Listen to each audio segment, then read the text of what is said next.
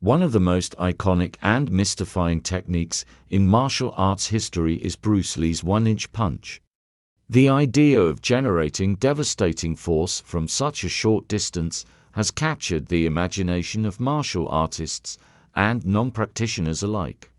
But beyond the spectacle, the one-inch punch represents the culmination of years of physical conditioning, technical mastery, and deep philosophical understanding of combat.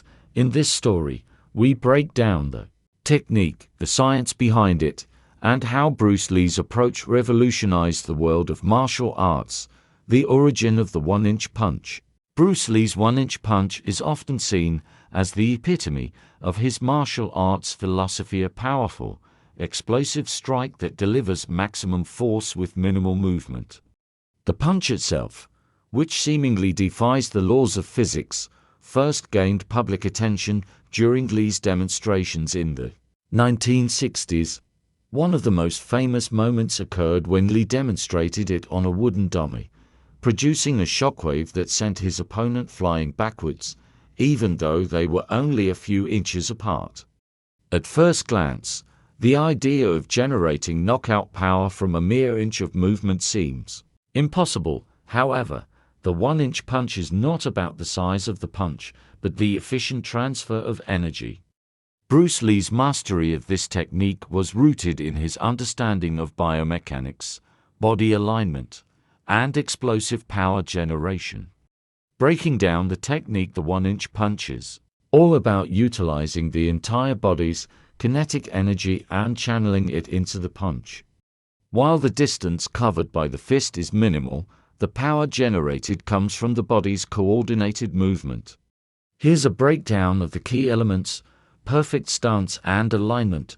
The punch begins from a solid foundation. Lee's stance in executing the one-inch punch is not just a casual position. His feet are firmly planted, and his body is properly aligned. His hips and shoulders are squared, ensuring that the energy generated in the legs and core can be transferred through his body. Explosive core activation. The core is the power center of the body, and Bruce Lee knew this better than anyone. As the punch is thrown, the core is engaged to produce a powerful twisting motion.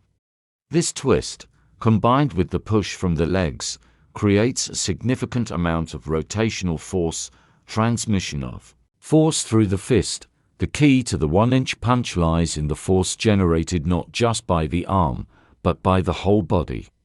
Bruce Lee would use the rotation of his hips and shoulders to transmit energy from his feet all the way up through his arm and into the fist. The punch itself may travel only an inch, but the shockwave created from the impact is much more significant. Speed and focused intent. Speed is essential in delivering a one-inch punch. The force isn't generated by raw muscle strength, but by the ability to strike quickly with precision and speed. Bruce Lee would focus his entire intent on the target channel.